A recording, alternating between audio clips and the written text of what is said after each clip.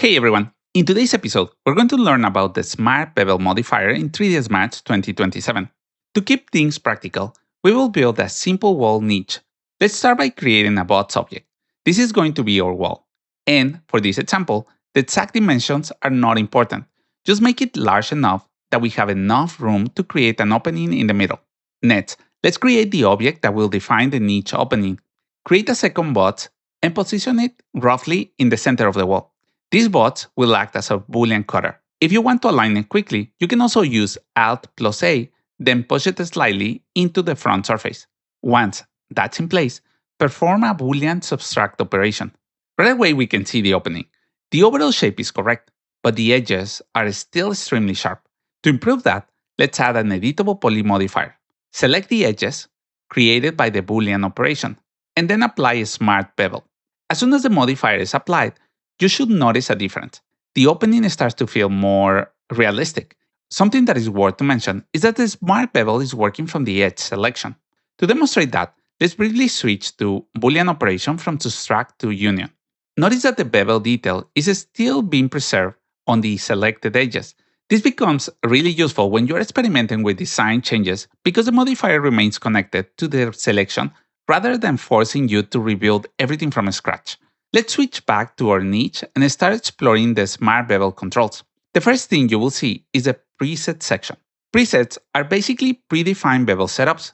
They give you a quick starting point for different types of transitions without having to build everything manually. You can load a preset, see the results right away, and if you create a setup that you use frequently, you can save that as your own preset as well. For this example, let's load the Chamfer L stack preset. Now, let's move to the most important parameter in the modifier. Width controls how far the bevel extends across the surface. If I reduce the width, the bevel becomes very subtle. The effect is still there, but you may only really notice it when it's a close-up view or when the lights start catching the edge.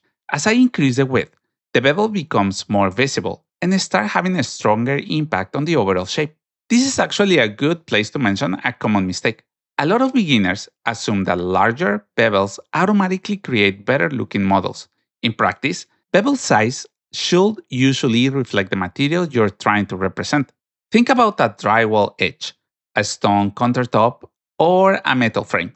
All three have different edge treatments in the real world, so they shouldn't all use the same bevel size in 3D either.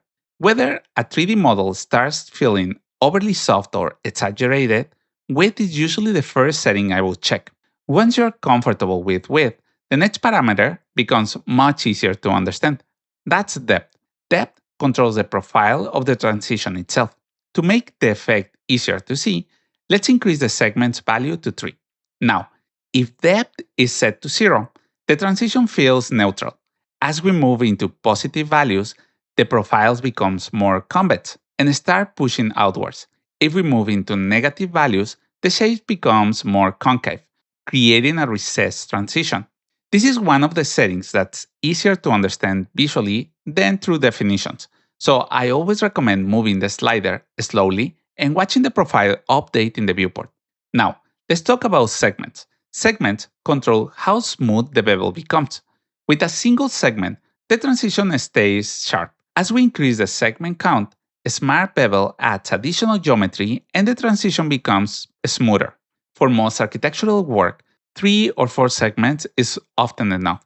You get a clean result without adding unnecessary geometry. Of course, if the object will be really close to the camera, adding a few extra segments may make more sense. But if it's a background detail, there's usually no benefit in making the mesh heavier than it needs to be. A useful rule of thumb is to let the camera decide. The closer the object is to the viewer, the more geometry you are justified in adding. Now, let's do something a little destructive. I'm going to push the width value much higher than I will normally do. The reason is that this shows one of the Smart Bevel's biggest strengths. Usually, Boolean geometry has been one of the areas where beveling could become problematic. Large bevel values often produce intersecting surface, collapsing geometry, or really unpredictable results. Smart Bevels handles these situations much better. It doesn't eliminate every possible issue, but it gives you far more room to experiment without right away breaking the model.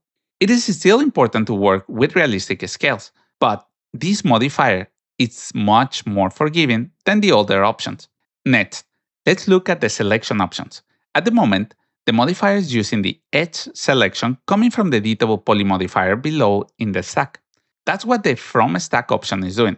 If I switch the mode to all edges, Smart Bevel starts affecting every edge in the object. This becomes easier to see if, for example, I switch the Boolean back to union. Now, the modifier is working across the entire shape rather than only the niche opening. We also have angle-based selection.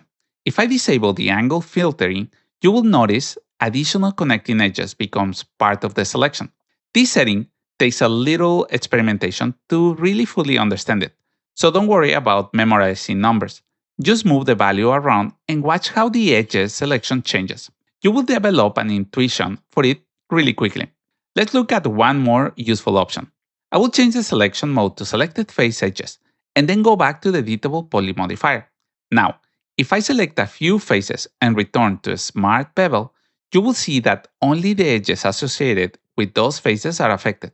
If I switch to selected face border, only the outer boundary edges are included. This can be useful when you want to create detail around a specific area without affecting every edge inside the selection. And this is where Smart Bevels starts to show its value. We have only made a few changes, but the wall already feels more refined than the original bevel cut. The geometry catches light better, the transitions feel more intentional, and the overall result feels much closer to something you will actually use in architectural project.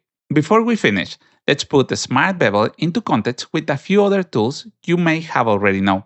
Chamfer is still a great option when all you need is simple edge rounding. Bevel Profile is usually the better choice when you are creating custom moldings, trims, or decorative profiles. Smart Bevel sits somewhere in between. It really shines when you are working with Boolean-based workflows, modern architectural forms, and situations where you maintain editable transitions without a lot of manual cleanup.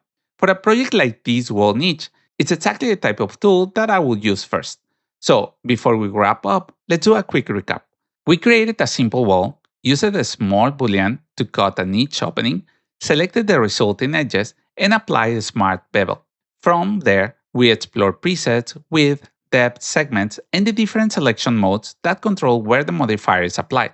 The key thing to remember is that width controls the size of the bevel, depth controls the profile, segments control the smoothness, and selection options determine which edge are affected. Once those concepts make sense, the rest of the modifier becomes much easier to work with. And that's it for the tutorial. If you found this tutorial helpful, consider supporting my work on Ko-fi/Archviz Explain. It helps me create more tutorials like this one. Hope you enjoyed the video. Don't forget to click the like and subscribe button. If you have any questions, let me know in the comment section below. And thank you for watching.